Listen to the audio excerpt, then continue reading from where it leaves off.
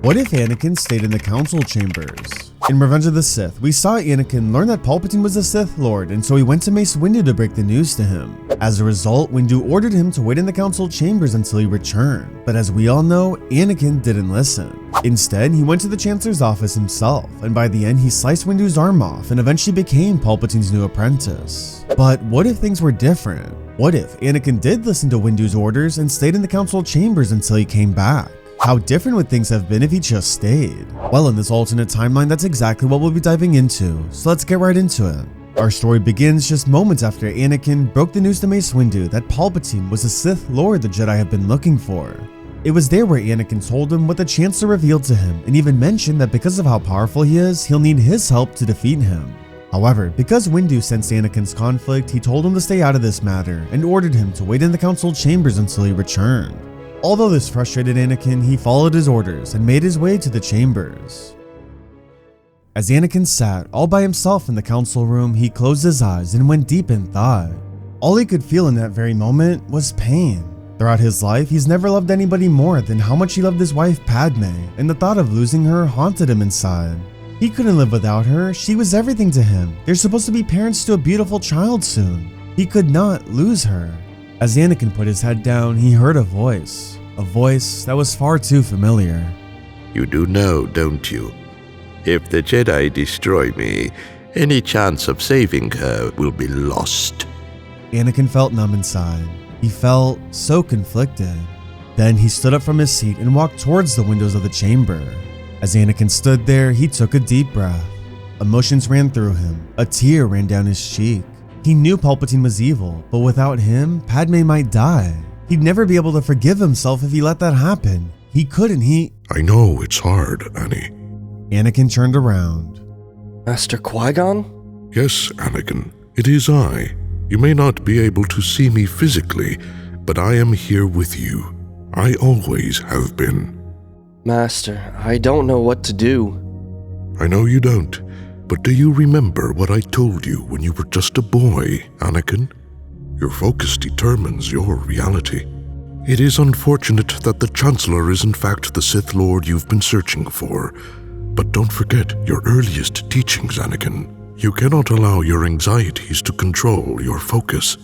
You must concentrate your mind here on the present and on the living force that surrounds you. But Master, he said he could save Padme's life. Don't I need to make sure he stays alive? I cannot interfere, Anakin. All I can say is that things are not as clear as you may think they are. Trust your instincts and your wife will be safe. But Master, May the Force be with you, Anakin. Master, wait. Qui-Gon's voice faded away. Anakin took a deep breath. From there, he went back to sit on the empty council chair. Leading up to that moment, Anakin felt so alone. With Obi-Wan gone to fight Grievous and Palpatine revealing himself to be the Sith Lord, Anakin felt so lonely. But hearing Qui-Gon's voice sparked something in him. He couldn't describe it, but he felt inspired in a way. Although he was filled with doubt and uncertainty, he told himself that maybe, just maybe, things might be alright. As time passed, Anakin was still sitting in the chair trying his best to meditate, but then he heard footsteps outside. Not just multiple footsteps though. It sounded like it was only a single person walking towards him. No, the Chancellor couldn't have defeated Master Windu and the 3 other Jedi, right? Who was outside, Anakin thought to himself. Then the council chamber doors opened. In front of Anakin stood Mace Windu, all by himself. Master Windu, are you okay? I am Skywalker. You did your duty, and I did mine. Well, what does that mean? Did you arrest the Chancellor? The Chancellor is dead, Skywalker. Anakin went numb. There truly was no going back now. If there was any secret to saving Padme's life, it was now gone. Gone with Chancellor Palpatine. Unfortunately, Jedi Masters Kit Fisto, Agent Kolar, and Saesee Tiin did not make it out alive. The Chancellor was more powerful than any of us imagined. However, with Count Dooku, General Grievous, and the Chancellor now dead, the war should be at an end. You did well, Skywalker. I'm not sure what would have happened without your discovery, but it's possible that the Jedi Order could have collapsed as a whole. Anakin nodded. Although he was grateful for Windu's recognition of him, he couldn't help but still feel terrified for his wife. With Palpatine now dead, he had no idea what would happen to her or their child. 2 days had passed and an emergency Jedi Council meeting was held. Each Jedi Council member that was spread across the galaxy returned back to Coruscant for this meeting to discuss the events that had just occurred. In the meeting, Mace Windu broke the news to the council members about what happened and that Chancellor Palpatine was the Sith Lord they've been looking for all along. He went on to say that luckily young Skywalker discovered the truth and that if it weren't for him, they might have never been able to find him. The council was impressed by Anakin's actions, and so that's when Yoda spoke up. Young Skywalker, did well you have. Too blind to see that a Sith Lord the Chancellor was. Yoda took a pause. Ready for your next step as a Jedi, you are.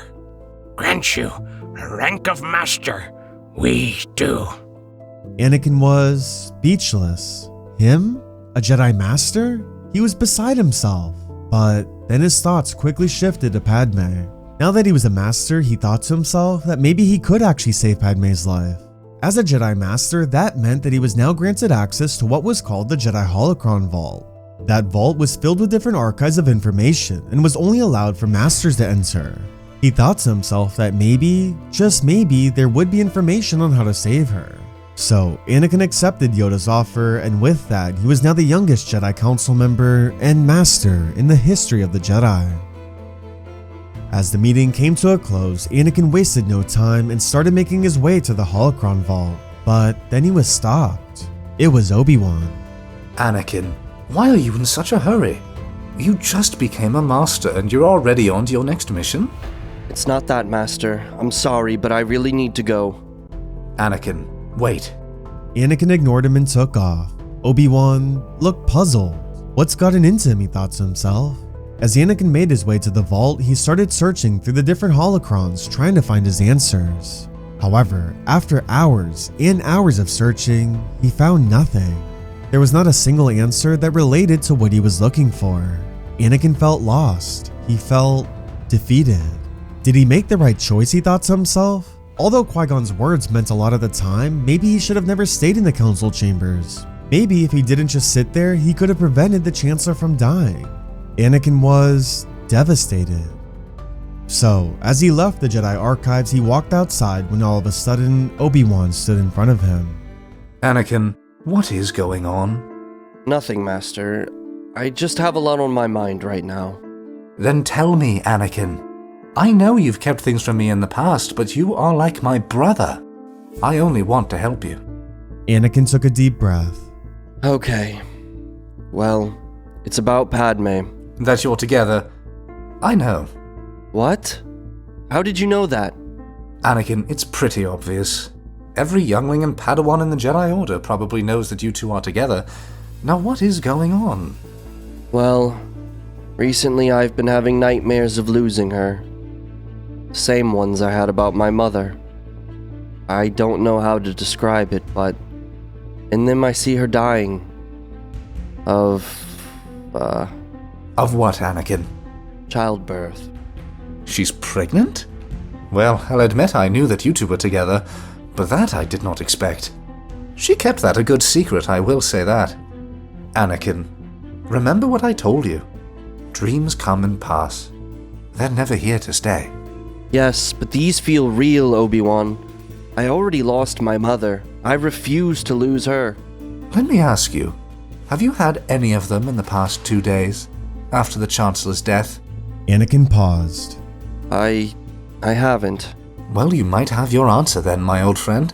It does seem that these nightmares you were having may have been Palpatine's doing. What? You think he was so strong in the dark side that he could just create these nightmares? Well, we don't know for certain. But if you haven't had them in 2 days, I think that says something. Obi-Wan placed his hand on Anakin's shoulder. Anakin, she will be fine. She won't die in childbirth, do not worry. I will be with you every step of the way to make sure she's safe. You're not alone in this. Thank you, Master. But one thing remains. You must tell the Council. They must know the truth. You won't be able to keep this a secret for long. I know. I'll figure something out. Thanks, Master. May the Force be with you, my old friend. Anakin smiled. The two then went their separate ways. Later that night, Padme gave birth to twins, and just as both Qui-Gon and Obi-Wan predicted, she was just fine. Padme survived her pregnancy, and their children Luke and Leia were brought into the world. With that, Anakin's fears and anxieties were put to rest, and now he and Padme could live the life they dreamed of. After he confronted the Council, of course. Anakin had no idea what would happen after he told the Council everything, but he was ready to face the worst. He trusted in the will of the Force, and whatever was meant to be for him and his family's future, he would just have to come to terms with that. So, Anakin called for a meeting with the Council and came clean about everything. He told them about his relationship with Padme, about his attachment to her, and of course that he was now a father to twins. When the Council heard this, they were shocked. For so long, attachments were forbidden for a Jedi, and this whole time Anakin broke that rule? Although they suspected something was going on between him and Senator Amidala, this confirmation shocked them to their core. So that's when Mace Windu spoke up. Master Skywalker, we appreciate your honesty and your truthfulness to share a matter like this with us. However, as you know, the Jedi Code forbids attachments, and there's a reason for that. Attachments can lead down a path to the dark side, Skywalker. It could create jealousy, greed, and obsessiveness, all which are dark side traits that go beyond what a Jedi can sometimes control. With that said, we will put it to a vote. Please leave the room while we discuss this matter. Anakin nodded his head and left the room. As he stood outside, he went deep in thought. He tried remembering Qui-Gon's words. You cannot allow your anxieties to control your focus. Your focus determines your reality. Anakin took a deep breath. In that moment, he came to terms that whatever the Council may decide was for the best, and he had to just accept that, one way or another. However, before he knew it, the Council doors opened. Anakin was called back in. At that moment, a final decision was made, and Anakin's future was decided. Young Skywalker, reached a final decision we have.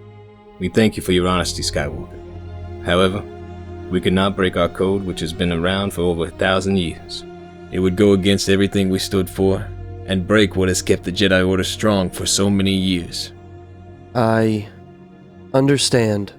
With that said, we cannot allow you to remain as a Jedi Master while keeping your relationship with Senator Amidala. However, if you choose to end your relationship with her, you may remain as a Master and a member of this Jedi Council. The choice is yours alone, Skywalker. Anakin took a deep breath. Thank you, Master Windu, and thank you to everyone who is a part of this council. For years, it was my dream to sit along with you all and be a part of this Jedi Council.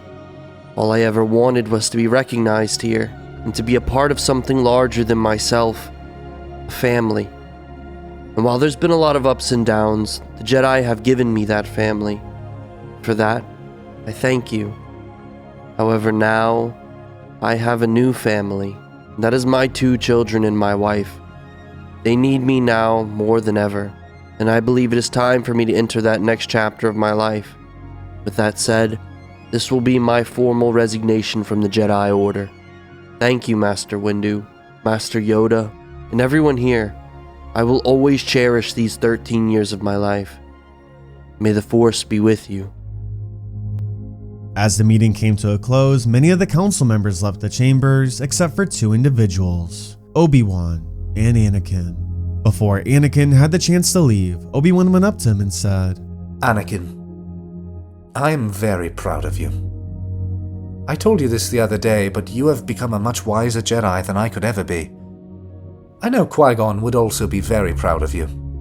I spoke with him, Master. You did? Master Qui-Gon?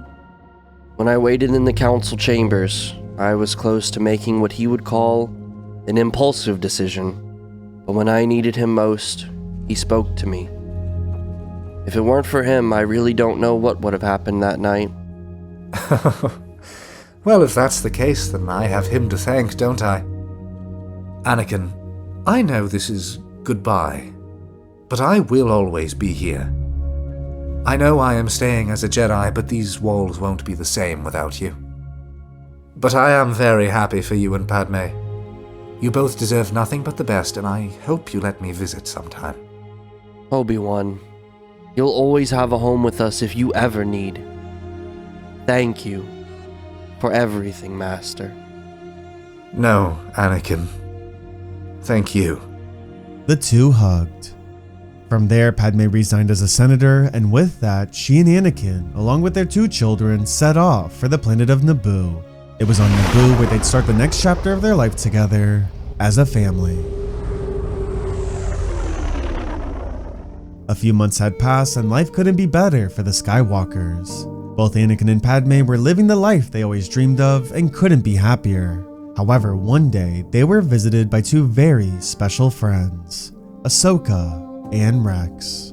After Ahsoka captured Darth Maul and delivered him the Coruscant a few months ago, Anakin hadn't seen the 2 since, but Ahsoka couldn't wait anymore. She had to see his 2 children, and so she and Rex did just that. Over the next few days, they spent all the time possible with both Anakin, Padme, and their children, and they couldn't be happier for the Skywalker family. For Ahsoka, most of the time she ever spent with Anakin was just on the battlefield, so to see this side of him as a father made her so happy inside. She's never seen him so full of joy before, and it was almost as if it was a whole new side to her old master that she's never witnessed. After spending a few days together, Ahsoka and Rex were getting ready to leave, but as they were, Anakin took a moment with them. Snips, Rex, I hope you know you always have a home here. Ahsoka smiled. She then rushed over and gave Anakin a big hug. From there, the 2 smiled and Ahsoka started heading back towards her ship. However, as she did, Rex stayed for a brief moment. Look after her for me, Rex. I will, General Skywalker. You have my word. Rex, you don't need to call me General anymore. Oh, right. Sorry, sir. Or sir. Take care, Rex. May the Force be with you both. And may the Force be with you, Anakin. That's more like it.